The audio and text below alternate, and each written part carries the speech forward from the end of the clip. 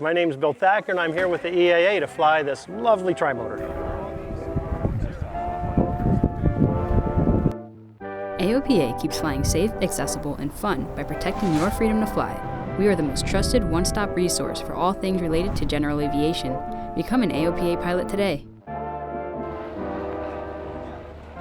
Well, this airplane is a 1928 Ford 5AT. It's owned by the Liberty Aviation Museum, which is in Port Clinton, Ohio. They are also in process of restoring another Trimotor. It's a really nice museum, and they've got a B-25. They've got some other airplanes there that they're running. But they acquired this airplane from the Evergreen Museum in Medford, Oregon. Prior to that, it was actually restored by the Bill Harrah Foundation, or the Bill Harrah Wings and Wheels Museum in Reno. We are here with the Experimental Aircraft Association out of Oshkosh, Wisconsin. We're actually kind of an outreach from National in Oshkosh to get out to our local chapters. And so we're here at Frederick, which is, they've got a very active local chapter in that. And of course the AOPA, presence is here. So this is a great place to be. And so we're out to get people, the general public, to provide another avenue for the general public to come out and get up close and personal with aviation. And the hook, hopefully, is a Ford Trimotor. Flying the Ford Trimotor is definitely the pinnacle of my career. I started as a kid flying Piper Cubs and general aviation, worked my way through that until I made it into the majors and got to fly everything, from Bach 111s to 747s, and eventually finished on the 787, which was the last and latest designed airplane for transport category. This airplane was the first airplane for transport category passengers, and so how can that not be a pinnacle of any career?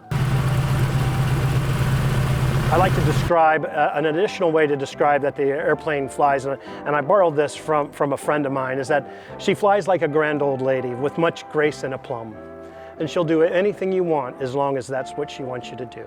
The special skills to fly the Trimotor is really experience and a background in flying older, non-traditional airplanes. So like Beech-18s, DC-3s, those airplanes that are not only tail wheels, but have radial engines and non-traditional behaviors, even though it's a lovely airplane to fly. So the grins start from the time they approach the airplane till they get done, but we'll start the airplane up, taxi out, go for a big loop, usually 9-10 minutes worth of flying, and then the taxi in and the exhilaration of that and the shutdown just puts a smile. Actually, what it does is it fixes the smiles on people's face. I love that sound.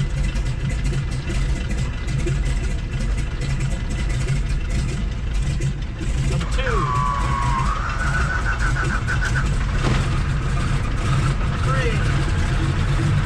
That's why they call it a Trimotor.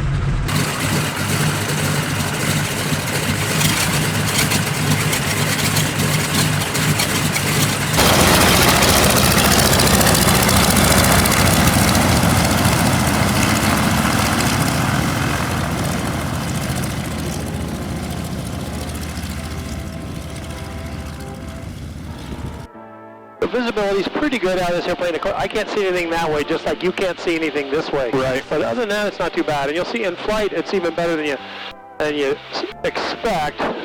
You look at it on the ground, and the windows look so tiny, but as close as we sit to them here, actually got a pretty dang good field of view. Well, the differences between, say, a Ford Trimotor and a Boeing 747, okay, not only was when they were designed and by the experience of the engineers that actually designed them, but in 1926, late 25, when these airplanes first hit the drawing board, it was a pretty blank slate to work from, so there wasn't a lot of data, and they were looking to build a big airplane, for the time, a huge airplane. Frederick Trimotor, November Charlie, 9645, ready to go runway 23, right traffic. Charlie 645, runway 23, clear for takeoff, or right traffic on the go. Roger, 9645, clear takeoff, runway 23. They had to start with that clean slate and figure out how to make it work. The differences are that the lack of, say, control harmony. In an airplane that you fly now, and especially like the 747, it's like waltzing. You know, the ailerons and the elevator and the rudders all work together, and you just flow and you dance and you waltz along. The Trimotor, not so much. Okay, she's a wonderful flying airplane, but her ailerons feel like they're hooked up with bungees. The elevator is hypersensitive, and I tell everybody with the rudders, it's like it's leg day. Every day you fly the Ford. It's like going to the gym and doing legs. And we hold it. It's very sensitive on pitch. The ailerons are kind of rubbery, and it's leg day when it comes to the rudder. So you can go ahead, take the airplane now. You got it. Okay, my controls. Got it. You're flying. Got to use a lot of rudder. Yep. Try to keep, between 1,800 feet. You come on up just a little bit. So just pitch up just a little bit, not too much. Very sensitive on pitch. Yep. And not very sensitive on anything else. Beautiful. Helicopter 845. Gorgeous. Doing great. I'd like to request. Yeah, just turn that for a second. Is that the hero shot now, right? Yeah, I'm the hero. Flying a Ford Trimotor. There you go. High and mighty. This is your high and mighty moment. Yeah, right? The things that are specific and unique to this Ford Trimotor is the Trimotor experience. And that experience begins not just as you step inside, but as you approach the airplane and you see it. It obviously looks so different. And if you take yourself back to 1928, which is really super easy once you're in the zone, okay, those people in 1928 were seeing something for the first time in their lives too.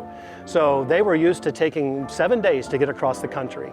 Edsel wanted to do it in 48 hours, and he did. That's the whole premise behind the TAT, and you can look online. There's several YouTube videos on there about coast to coast in 48 hours, and it features this airplane that's in there.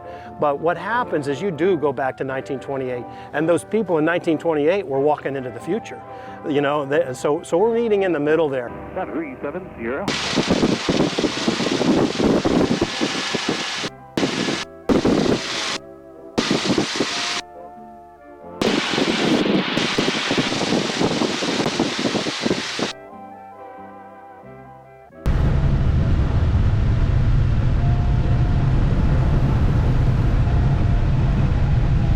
Tower, helicopter 84 Foxtrot, right midfield, downwind for the grass.